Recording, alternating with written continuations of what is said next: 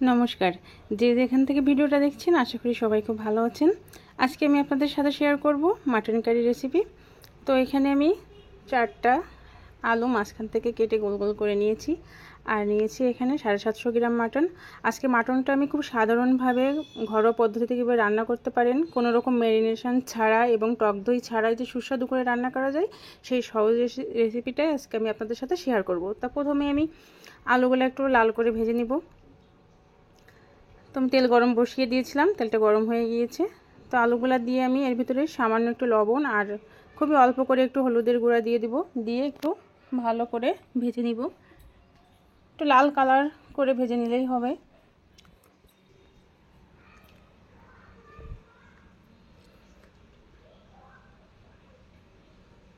তো একটু হালকা করে নাড়িয়ে চাড়িয়ে আমি কিন্তু ভেজে নিয়েছি। এখন আমি আলুগুলো সব উঠিয়ে একটা সাইডে রেখে দিব।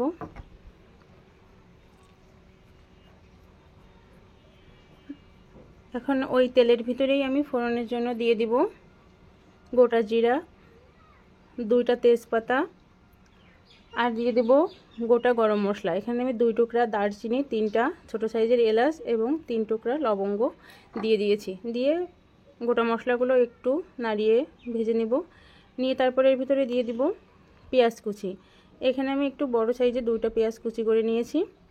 তো পেঁয়াজগুলো প্রথমে একটু ভেজে নিতে হবে, বেশি কড়া করে ভাজার প্রয়োজন নয়, একটু নরম করে ভেজে নিলেই হবে।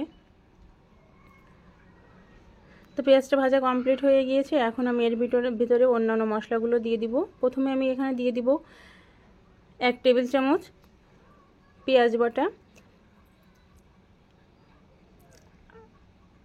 দিয়ে দিব রসুন বাটা। এখানে দিব 1 টেবিল চামচের একটু বেশি রসুন বাটা। আসলে আমি মাটনে একটু রসুনটা বেশি ব্যবহার করি, তাহলে মাটনের যে উগ্র গন্ধটা সেটা অনেকটাই রিমুভ হয়ে যায়। তারপরে এখানে দিয়ে দিলাম 1 টেবিল চামচ আদা বাটা, দিয়ে দিব ধনিয়া এবং জিরা বাটা 1.5 টেবিল চামচ।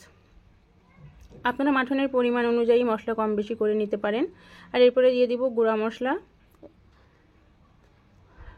তো এখন দিয়ে দিলাম পরিমাণ মতো লবণ। এরপরে এখানে আমি 2 টেবিল চামচ শুকনো মরিচের গুঁড়া ব্যবহার করেছি। আপনারা ঝালটা নিজেদের পছন্দ অনুযায়ী দিয়ে দিবেন। আর দিয়ে দিব পরিমাণ মতো হলুদের গুঁড়া। দিয়ে একটু জল দিয়ে প্রথমে মশলাগুলো একটু ভালো করে কষিয়ে নিতে হবে, পেঁয়াজ রসুনের কাঁচা ভাবটা চলে যাওয়া পর্যন্ত। তো মশলাটা একটু ভালোভাবে কষিয়ে নিয়ে তারপরে আমি এর ভিতরে দিয়ে দেবো একটা টমেটো পেস্ট। এখানে আমি মিডিয়াম সাইজের একটা টমেটো পেস্ট করে নিয়েছি। তো টমেটো পেস্ট করে দিলে কি হয়, কালারটা অনেক সুন্দর আসে এবং টেস্টটাও একটু অন্যরকম হয়। তো দিয়ে টমেটোটাও আমি একটু ভালোভাবে কষিয়ে নিয়েছি, টমেটোর কাঁচা ভাবটা দূর হয়ে গিয়েছে। এখন এর ভিতরে দিয়ে দিব আমি মাটনটা দিয়ে মশলার সাথে একটু কষিয়ে নিতে হবে 1 থেকে 2 মিনিটের জন্য। আর মাটন রান্না করার সময় অবশ্যই গ্যাসের ফ্লেমটা লো এবং মিডিয়ামের মাঝামাঝি রাখবেন সব সময়।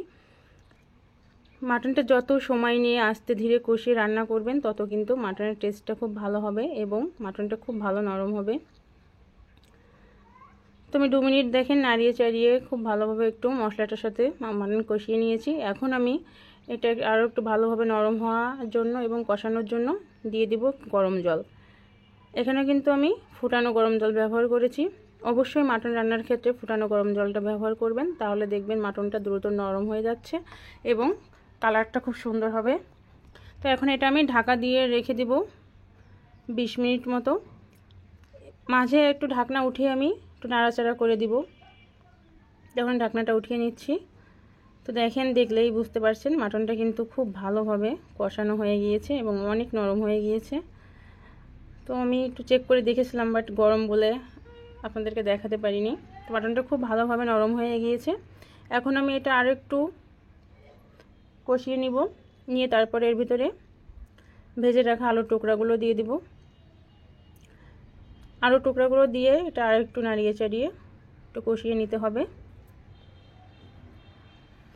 মাটনটা কিন্তু কষানোর সময় অবশ্যই যেন ভালোভাবে নরম হয়ে যায় সেদিকটা খেয়াল রাখবেন, তাহলে কিন্তু পরে গ্রেভির জন্য যে জল দিবেন তারপরে বেশি ফোটানোর প্রয়োজন হবে না, খুব দ্রুত রান্নাটা কমপ্লিট হয়ে যাবে। তো এখন আমি গ্রেভির জন্য প্রয়োজনীয় জলটা দিয়ে দিচ্ছি। এখানেও কিন্তু আমি ফুটানো গরম জলই ব্যবহার করেছি। তো এখন এটা আমি ঢাকা দিয়ে আরও 10 থেকে 15 মিনিট রান্না করে নেব এবং গ্যাসের ফ্লেমটা কিন্তু আমি লো এবং মিডিয়ামের মাঝামাঝি রেখেই পুরো রান্নাটা কমপ্লিট করব। এখন আমি ঢাকনাটা উঠিয়ে নিচ্ছি। তো দেখেন গ্রেভিটা কিন্তু অনেকটাই ঘন হয়ে এসছে। আর আমি কিন্তু এটা মাটন কষা করব না, এই জন্য একটু গ্রেভিটা রাখবো, একেবারে শুকিয়ে ফেলবো না। আর আপনারা যদি কষা করতে চান সেক্ষেত্রে একেবারে শুকিয়ে মাখা মাখা করে নিতে পারেন। এখন আমি এর ভিতরে দিয়ে দিব 1 টেবিল চামচ গরম মশলা বাটা। আপনার গুঁড়াটা ইউজ করতে পারেন, তবে আমি এখানে বাটা মশলাটা ইউজ করেছি। তো মশলাটা দেওয়ার পরে একটু নাড়িয়ে চাড়িয়ে এটা আমি গ্যাসের ফ্লেমটা অফ করে স্ট্যান্ডিং টাইমে রেখে দেবো 5 থেকে 6 মিনিটের মতো। তাহলে কিন্তু মশলার ফ্লেভারটা খুব ভালোভাবে মাটনের ভিতরে যেতে পারবে এবং তেল উপরে উঠে চলে আসবে। দেখেন এখানে আমি ঢাকনা উঠিয়ে নিচ্ছি। তো মাটন কারিটা আমার রেডি হয়ে গিয়েছে। তো কোনো রকম ম্যারিনেট এবং টক দই ছাড়াও এভাবে কিন্তু সহজ পদ্ধতিতে অনেক টেস্টি করে রান্না করা যায় মাটন। আপনারা একবার এভাবে আমার রেসিপিটা ফলো করে রান্না করে দেখবেন, অনেক সুস্বাদু হয় খেতে। তো আমি দেখেন মাটনটা সার্ভ করে দিয়েছি। গরম গরম ভাতের সাথে এমন মাটন কারি হলে কিন্তু দুপুরের খাবারটা সত্যিই জমে যাবে। তো আমি সহজভাবে আজকের মাটন কারিটা আপনাদের সাথে শেয়ার করলাম। তো আমার রেসিপিটা আজকে কেমন লাগলো আপনাদের অবশ্যই আমাকে কমেন্টস করে জানাবেন। আর ভালো লাগলে লাইক শেয়ার করতে ভুলবেন না। আর অন্য কোনো রেসিপিতে আবার দেখা হবে। সে পর্যন্ত সবাই ভালো থাকুন, সুস্থ থাকুন। সবাইকে অনেক অনেক ধন্যবাদ।